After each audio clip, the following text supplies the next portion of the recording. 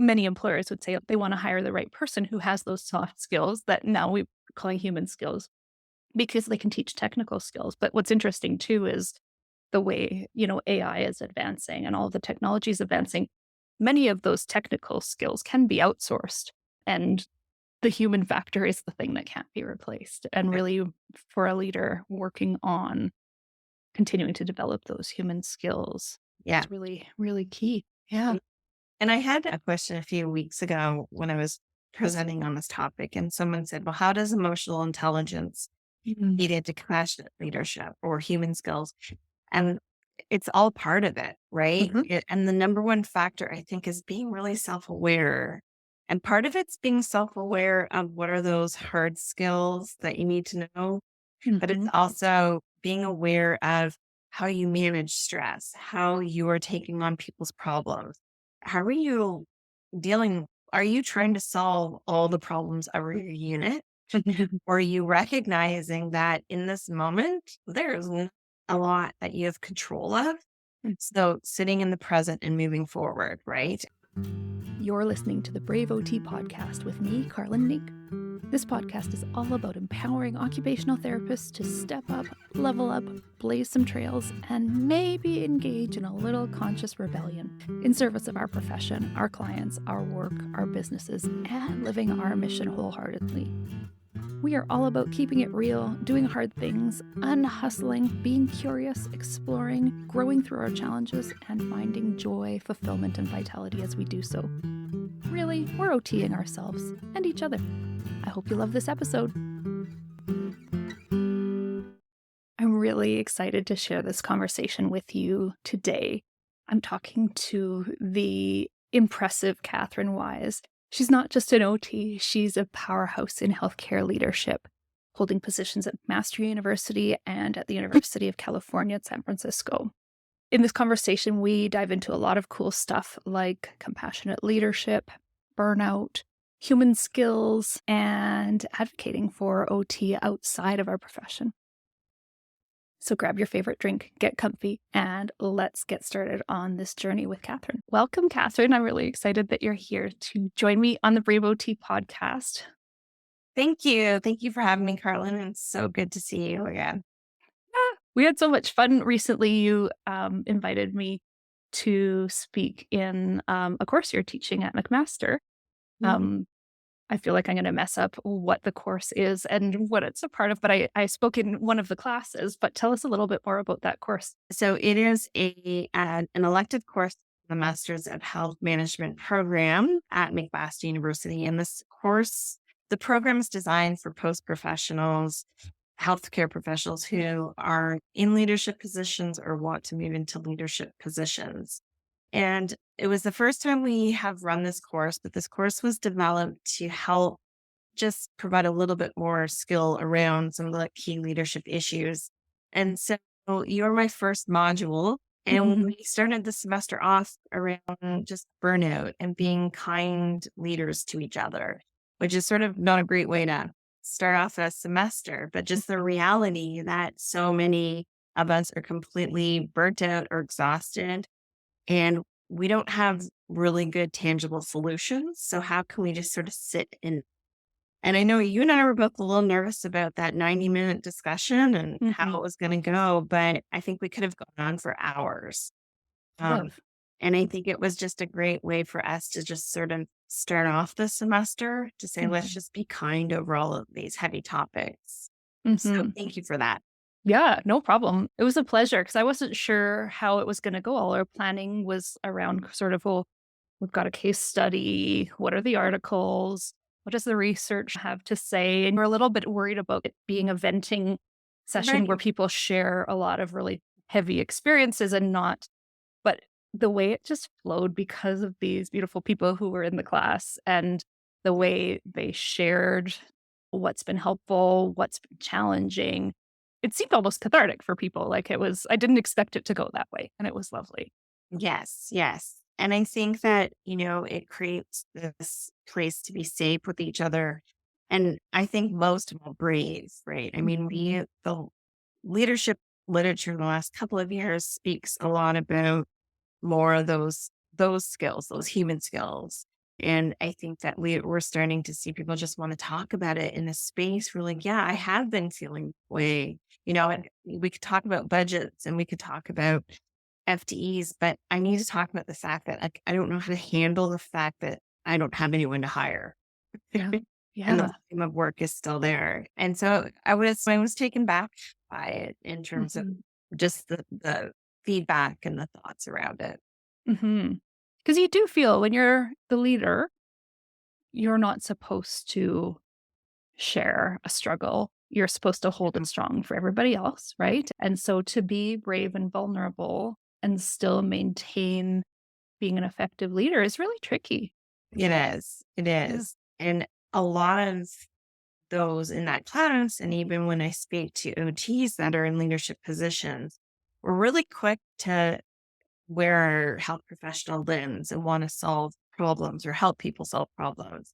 Yeah. And this is very different. This is very much about sitting in the uncomfortable spot of maybe not being able to solve anything. Mhm. And how do you still continue to move forward? Yeah. Yeah. Indeed. We're not going to solve all of the factors. It's good to be aware of the factors that Mm. contribute to burnout.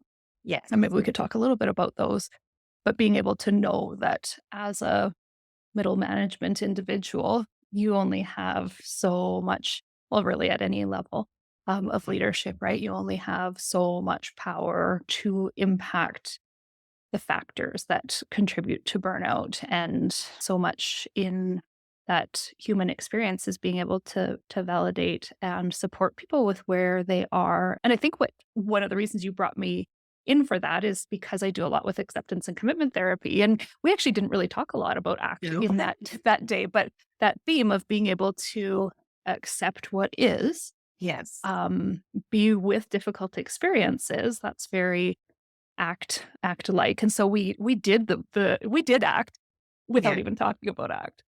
Yeah. Yeah. No, and I think that was pretty critical later that night, and I think one thing that OTs who are in leadership positions, we talk about OTs like we can be leaders, but let's zoom into what we're talking about when we're doing leadership. And I think one thing we're very good at in anything we do is task analysis. And Mhm. I think that task analysis in these leadership types of situations is critical, is really breaking down what's going on. What are the key issues? And circling those things that you have no control over and learning how to sit in that and accepting it and having some self-compassion towards that piece and some compassion to your employees in that situation? And then are there things that you can work? Are there things that you can cross off that list that's creating this feeling of overwhelm? And so I think that's sort of our unique skill that we could bring to it to help Mhm. get our teams and through those times. Yeah, absolutely. So what does actually, maybe let's start with some of the factors. I didn't bring up a list of all of the factors that contribute to burnout, but let's talk about some of them that we know. All right. Where do we where do we start? Where do we start? I was thinking about one of the familiar OT models that was coming up when we were looking through the articles. It wasn't necessarily coming up overtly in the articles, but that burnout is multifactorial. There's person factors. There are individuals who, due to various circumstances, are going to be more prone to burnout. And it used to be that I think the WHO definition of burnout still really heavily focuses on the person who has these Mhm. things, that it's a person problem. But we know that the environment and the occupation, all of those things have. And so when we were finding all of those factors, they were falling into all of those areas, could be classified as those. And so environmental factors, person factors, and the types of work, the workload, the way we're doing the work, the demands, those types of things. Yes, definitely. I mean, I think that when we do look at those factors that are contributing, PEO is really, you can, like you said, you can fit them all in there. I think where the discussion has changed in the last year has been the focus on it being more of a systems related issue versus a person. So in the past, we would have said, to somebody, oh, I think you might need time off, and not really looking at the underlying issues and assuming that they're burnt out due to external factors or the pizza party on Fridays. So, like, to build some morale, I'm going to give everyone a pizza party on a Friday and everything will be great. In the last 6 months, at least, people have changed this discussion to say this isn't it anymore. It's this greater work environment with what's going on. Yes, there's individual levels and there's different ways different personalities and values that people bring. But let's look at this greater system of the work itself and what's going on there. And a lot of discussion about co-creation, right? And that's one thing OTs do, right? We work with our clients to create a goal or work with clients. And that's something that we're starting to see in the industries, that co-creation of these workplace solutions. It- Some things, yes, you can change tomorrow. Other things you can't because of union rules or whatnot. But let's talk about flexibility and what that means and being an autonomous worker. Those are actually the two critical things that people are asking for, is being able to not be micromanaged constantly and kind of some flexibility, but also knowing your manager's there. So it's this weird sort of dynamic balance. The challenge with that, though, is what's flexible for somebody is not for someone else. And it's Yeah. that dichotomy between flexibility and stability, right? Yeah. So employers want stability, but they also want you to be flexible because of client workload, right? And Yeah. client surges. And then employees want to have flexibility in their scheduling for their personal lives, but they also want to have a stable paycheck. Mhm. So it's this constant battle that between employer employee relations in that regard. Yeah, that makes a lot of sense. And I definitely can relate. I worked for our provincial health care system here for a few years. I started out private in a private business, not my own, then went to home care for a few years and was planning to stay in home care actually till my kids were in school full time. And there was a switch that took away some really important flexibility for me. And I was like, oh, I guess I'm out. Time to start my private practice now. And it was a really simple thing where I was able to start my work from home, take the Mhm. kids to the day home, take a half-hour break at the start and end of the day and a half hour in the middle of the day, and pick my kids up from childcare at a reasonable hour, still get all my work done. And they switched it that you had to go and sign in at 8:15 in the office and sign out at 8:15 in the office, which means you have to go into rush hour and then come back to the area which you work in, which is generally close to your home, and take an hour and a half worth of breaks in the middle of the day. And I would have needed to change home care providers. And I thought, no, that's it. This doesn't make sense because I'm getting all my work done. Like there's no question I was probably putting in more hours than I was required to. But that sort of sense of they needed a sense of stability around, well, is everybody doing the work? And that just wasn't workable for me. So And maybe the question could have been back to the employees.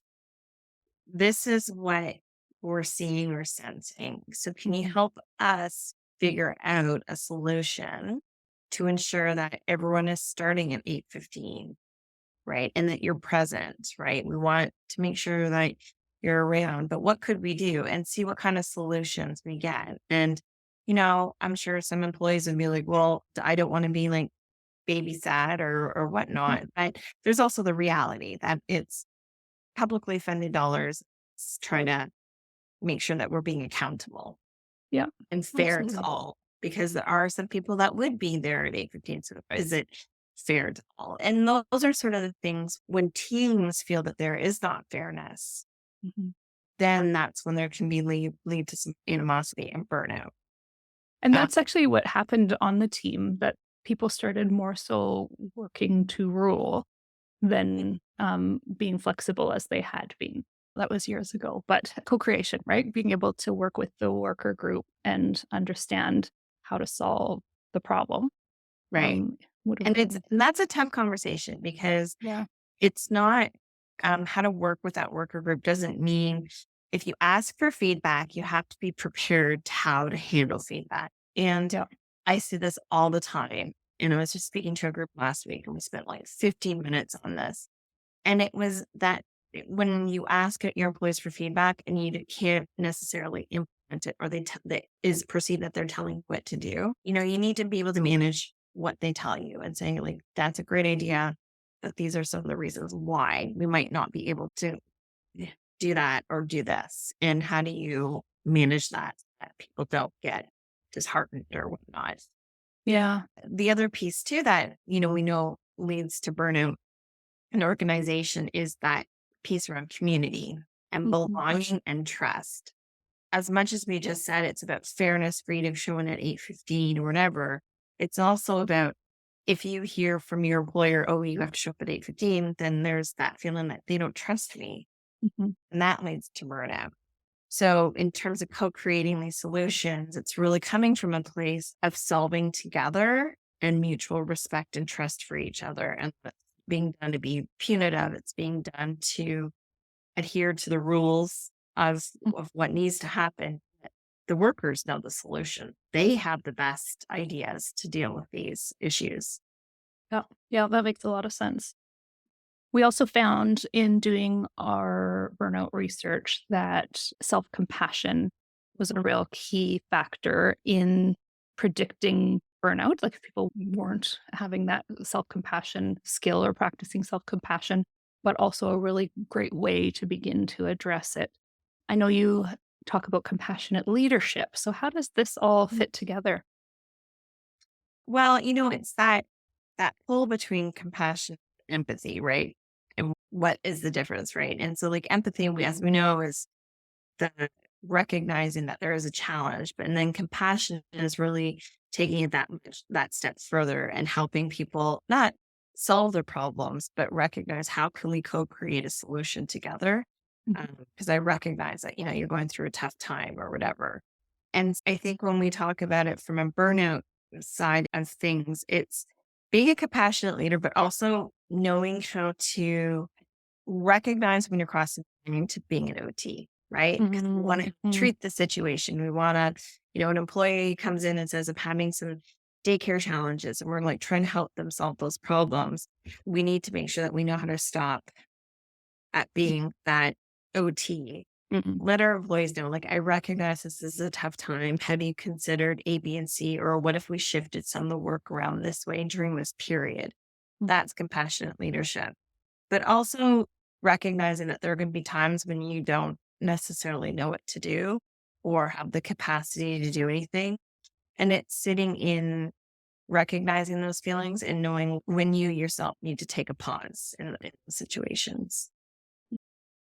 Right, because being in empathy a lot can lead us to burnout, and we tend to be naturally good at that. Well, when we've gone into healthcare as a profession, and we don't give that up when we become leaders.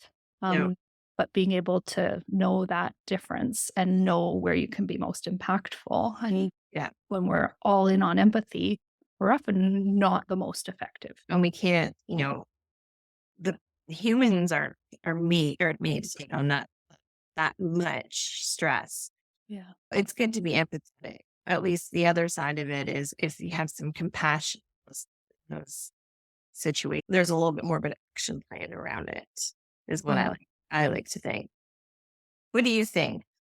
Well, I'm thinking, and this isn't a leadership situation, but I'm reflecting on a really difficult time in my life. Our son was in about to go into intensive care. So he had been a couple of days in the hospital.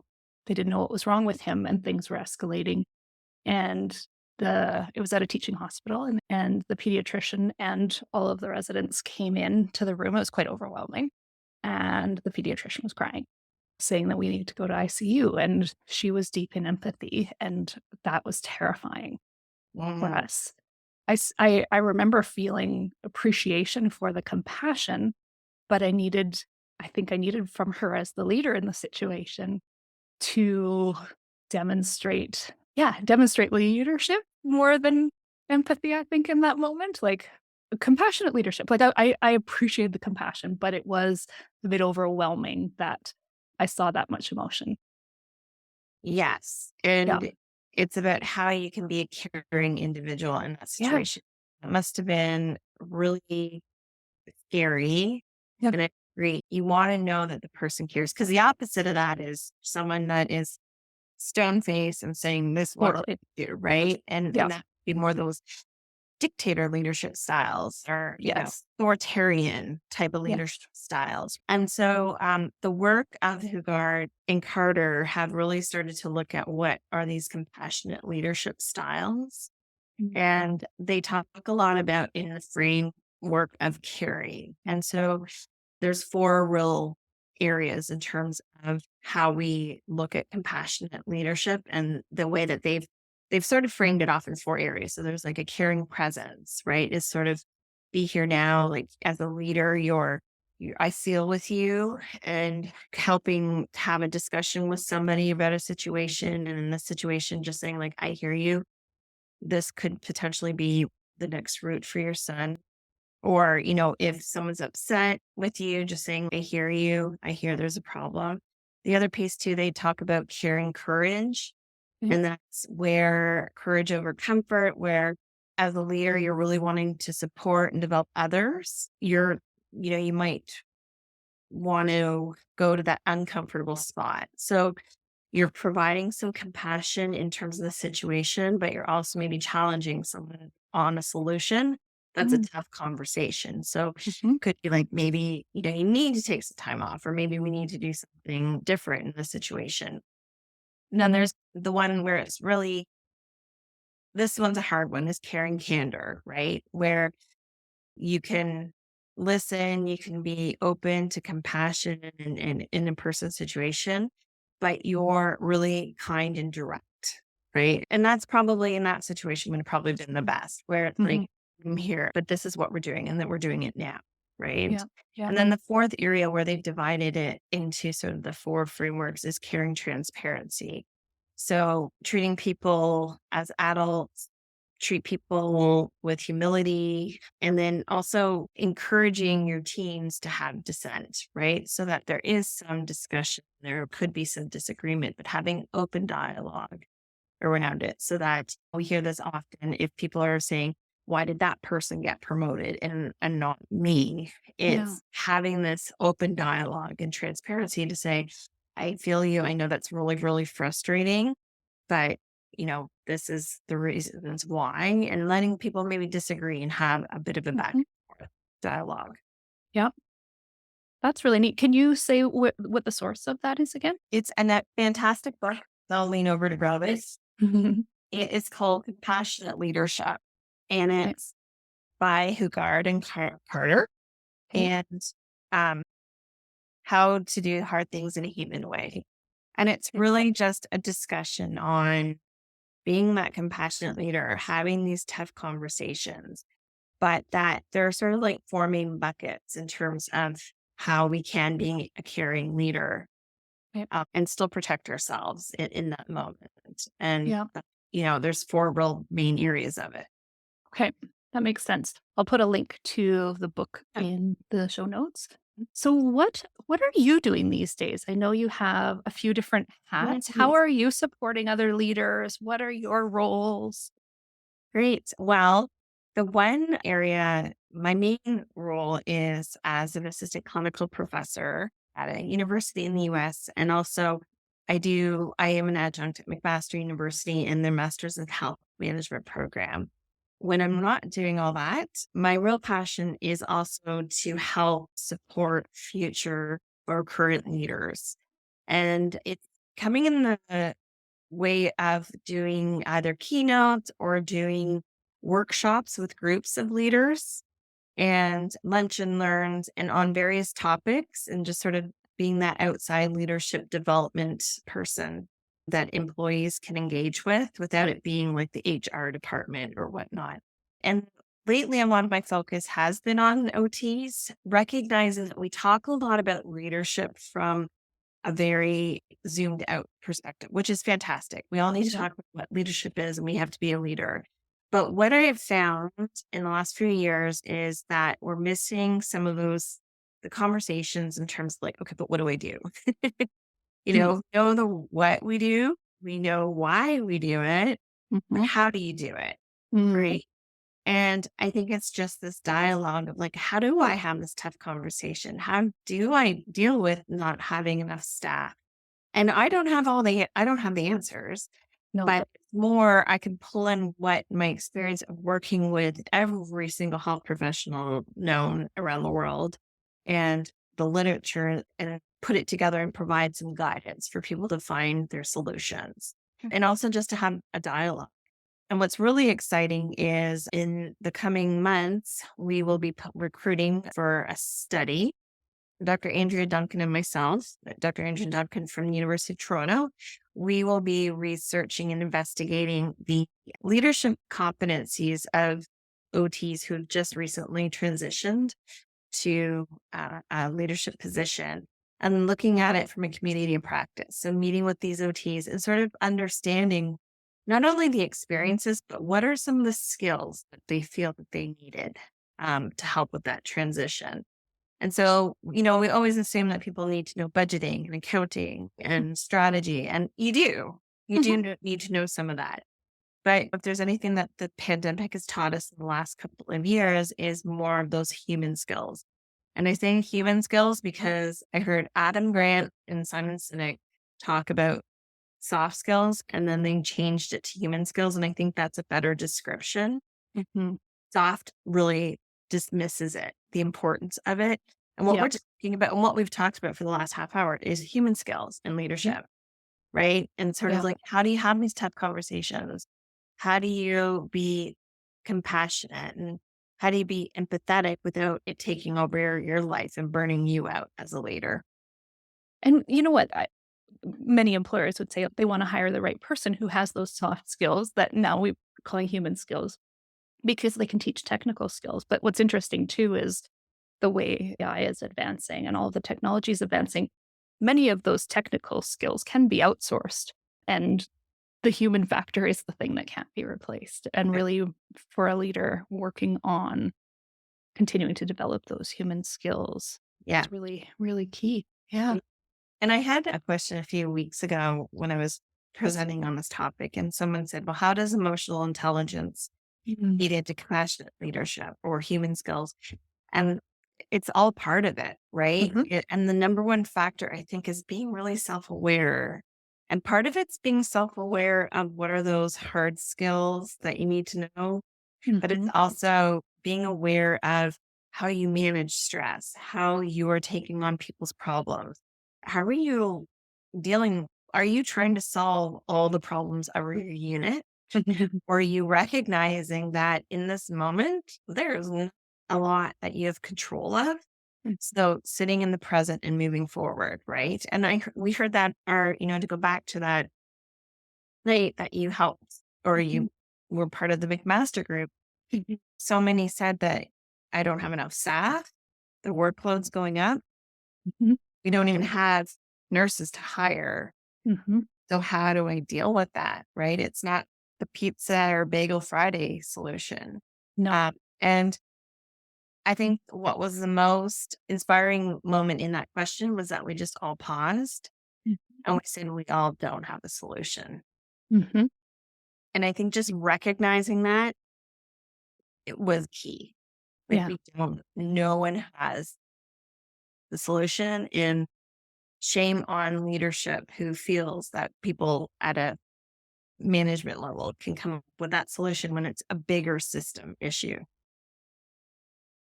Isn't that so the truth? Like, I think about my work as a mental health OT. It's that most powerful thing to fully see somebody Mhm. and be witness to the, what can't be changed. And just say, "Wow, you are doing like that is hard, and you are working so hard, Yeah. and you can't fix that problem," right? That just it just is, and that for the individual who's receiving it, it's like, "Oh, but I thought I had to fix it." Like, I thought, like, my performance is measured on how I fix this problem, right? And, yeah, like, some of these things just can't be. The budgets are this big, the needs are this big, pandemic comes along, there's more staff off work with burnout, like, it's hard. It's It's really so hard. hard. Yeah, Mhm. and to be able to be that person for the leaders, for that leader to be that person for the staff, to witness and compassionately was key. Yeah. And I think maybe it goes back to your podcast title, right? Mm. Like a brave OT, or maybe we call it the Brave OT Leader podcast, whatever it is, right? But it's being brave enough to have these tough conversations, and also the tough conversation to acknowledge, cannot fix this. And I need to be kind to myself. And it goes back to the task analysis. What can I change? What can I do? And then recognizing those things that you can't do. The danger is when we get into that spiral of not really knowing what it is. So sometimes it's just acknowledging what you can't fix and holding on to it and being like, can't, that is bigger than me. You're not going to create more nurses tomorrow or more OTs to do the work tomorrow. Yeah. But if Yeah. you can be a human for your staff, you maintain that relationship, Yeah. that makes a big difference. Being different. Yeah. And that is brave to be human. Yes. Right. Very good. Oh, I like how we just brought this all back around. I ask everybody this question specifically. So, what does being brave mean to you? I think that in the last 6 months, that has changed a lot.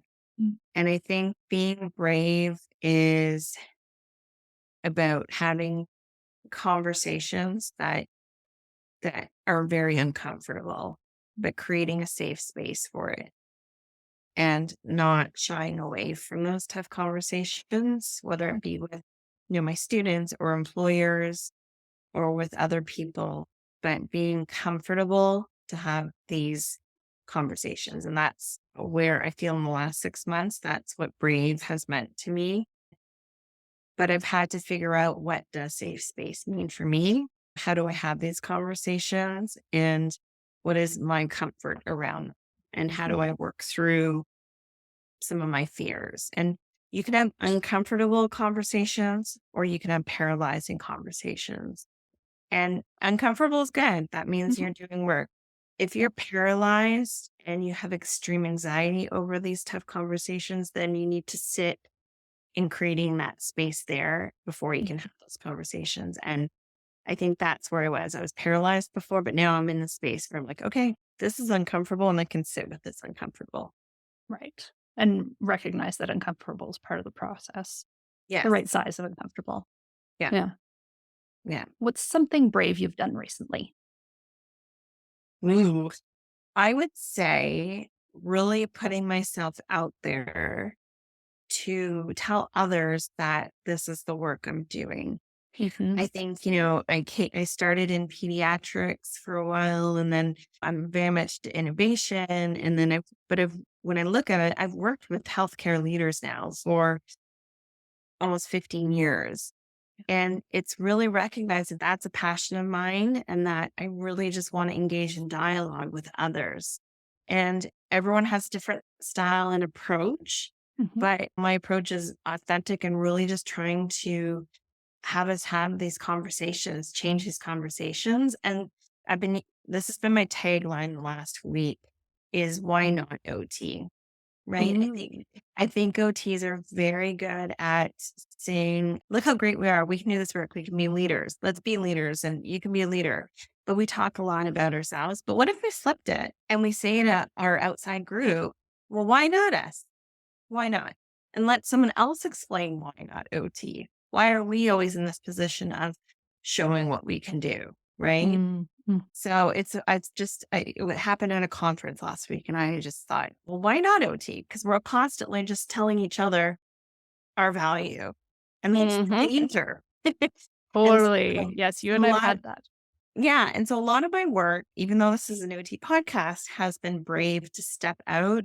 And I sit and talk with nurses. I talk with physicians. I talk with pharmacists. I talk to other health professionals. Yeah. And I learn their language. Yeah. And I try to see, everyone says holistic, right? Everyone's holistic, to be quite honest. So I've stopped using that term to describe OT's value. Yeah. Yes. I love that. And we've had a few conversations about that. And Leslie Garcia, I've shared with you too, that she does this too, where she's like, we need to all stop talking to the same people, and we need to turn outward and talk to more non-OTs, but we get into this loop of, but we understand each other. It's the only place we feel fully Comfort. understood. Yeah. Yeah. Yeah. That's It really, really good. it's a comfort zone. Yeah. Mhm. Mhm. How would you like to see OTs get a little bit more brave in the coming years, or about, is there a particular topic you'd like to see them get a little more brave about coming years? That's a really good question. I would like us to you really stumped me. I should start sending these questions out in You advance. should. The reality is that we're OT is in a bit of a crossroads where, there's many people that do what we do who are Mhm. OTs and they're not, we say they're not properly trained. Mhm. And I think it's important for us to understand other perspectives and other professions in that piece. And I think what as OTs we need to be brave about is maybe redefine or modernize our value. Mhm. And maybe not use our language to be so OT focused. We do a great job at saying it like occupation and engagement, but what does that mean to the greater, broader community? That's not their lingo. And that's where we lose people. Like when we say, oh, we're great because we focus on occupation. But what does that mean to an outsider? And I think as brave OTs, we need to figure out how to stay true to our roots and who we are, Mhm. but also modernize our lingo Mhm. to reflect the population at large. Because, social media, there's always going to be someone that says a term that we do. And because they have more followers or they're great communicators, they're able to market themselves.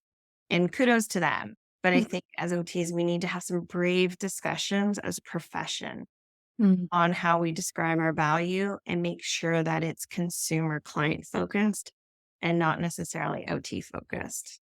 Mhm.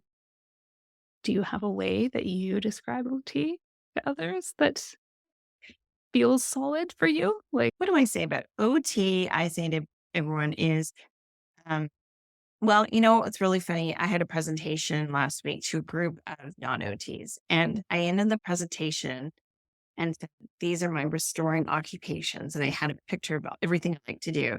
And I mhm, said, I'm going to use OT lingo because this is where I come from. And occupations is anything I do in my day. Right. mhm. And I had so many ahas. They're like, really? And these are all healthcare professionals. And Wow. so I really truly just say that, occupational therapy is really just helping people get into any sort of activity or daily life event that they want to do and help people get there. So that's the role of parenting. What is involved in parenting and an occupational therapist can help that person, achieve to be the best parent they want to be. I Yeah. love that. And it's not disability focused the way you've described it. No, no. And I think that's an area I'm really proud of with OT where we've shifted. But I also think that's a reflection of us moving away from such a traditional medical model and focus on habilitation, not rehabilitation, right? Rehabilitation is one piece of what OTs do, right? I think we need to say we're in habilitation about living. Mm, Right? And so I don't care who you are in the world. Everybody needs an OT. My girlfriend, who's a librarian, says it all the time. She'll just mhm. text me something out of the blue, like, you have any suggestions for this? I'm like, yeah, here, try this. And so I think that's another piece to a brave conversation, right? Mhm. Our course is an OT. Sometimes say rehab, rehab, rehab. And it's like, but are we always doing rehab? No, No. we're doing other things. And Yeah. so we have to have these, when we look at our competencies, we have to think, okay, are they broad enough to hit all areas, but specific enough that they make sense to the common mind? Sometimes if we're too abstract, we lose Yeah. people. We do. We Mhm. definitely do. I love it when I'm working with a client and they say, "Oh my god, everybody needs an OT." That always makes I me feel know. like I've done my job. I I've know. done my job. I always take it further when I knew my brother was in love with my sister-in-law when he could describe OT when I was he married a classmate. And I always say, like, you always know when you found your partner in Yeah. life, partner in general, when that partner can describe OT. You're like, what? You must be with an OT. That's wonderful. So, if people would like to reach out to you to engage you in some leadership conversations, whether those are presentations or keynotes or lunch and learns, how can they reach you? I can give you they can reach me on LinkedIn, Okay. and I give you my LinkedIn and also my Instagram account, the leadership spot. And the spot stands for speech, OT, and physical therapy. And then also by email and I'll at Kathryn at Kathryn-wise.com, and I'll provide you with those links. Perfect. I'll put those in the descriptions. Any last words?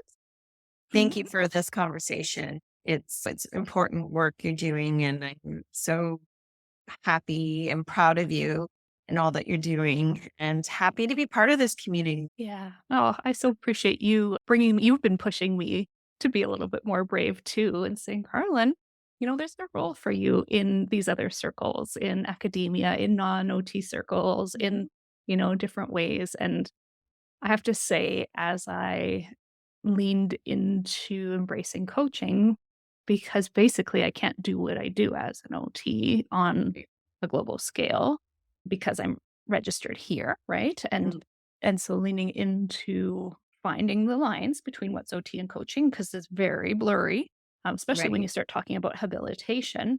Like I'm doing that in everything I do, whether it's Everything. helping my kid with his diabetes or, figuring out how we're going to manage anything, right? And I'm never not with my OT hat, truly, but I have to find a line in order to do coaching versus OT and have lots of brave conversations and hard conversations with our regulatory body to kind of progress Mhm. how we're more connected now than we were 3 years ago, let alone 10 years ago when a lot of the regulations were written. But I think that as I leaned toward coaching, I felt a little bit of that, I'm turning my back on OT a little bit. Yes. And I really actually sat with that for about 5 years, knowing that I could reach more people if I expanded beyond where I'm allowed to be an OT. Right. And what does that look like? Because through and through, I am an OT. So I felt like I almost like, okay, yeah, there's a way to progress with your career traditionally within an OT. Like I could be a leader, I could go into academia, I could pursue further education, Yeah. all of these things. And I chose a different route to expand my career. Yeah. That has to be done not as an OT, but it's one of the reasons I turn towards supporting OTs because it is my passion. Our profession is my passion. And you being able to say, hey, there's still room for you Yeah. to do these things too. In fact, that what you've been doing over here is really helpful on this side too. And I Yeah. appreciate you pointing that Mm, out to me. Thank you. It's tough, right? I don't know if other professions go through this, right? Where, Yeah. you know, there were a few years where I did step out of OT to work in a leadership position. And I thought, okay, that's it. No more OT. And then I went back to it. And I'm in this situation right now where, I have some opportunities to step out as OT again. Mhm. But I think the way my viewpoint is that the brave part of it is that I actually think it will help OT. And the conversation has been around the fact that I am OT is a part that they're really interested in. So, Mhm. it's being brave around that and figuring that piece out. And yeah, Mhm. Bringing ourselves to the table, so to speak. bringing ourselves to the table. Yeah. Ah, well, thank you. I Thank appreciate you. you. Thank you. I appreciate all your work. And that's a wrap for today's episode with Kathryn Wise. I hope you found it as inspiring and insightful as I did.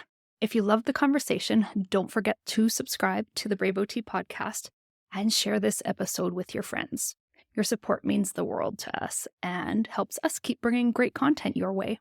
Also, if you're looking for a little bit more information about burnout, I have a download for you. I'll put the link in the show notes. It's called the Banish Burnout and Find Your Mojo ebook. And in there is a quiz about the 12 stages of burnout so you can identify where you might be, what might be ahead if things don't change, and then what you might be able to do about that, depending which phase you're in. If you're in a phase where I might be able to help, reach out. I have a program called Activate Vitality that is really good at helping OTs who are either before that full blown burnout stage or coming out of it so that they can find more alignment and vitality in the way they're living and working. Thank you for listening, and as always, be brave, OTs.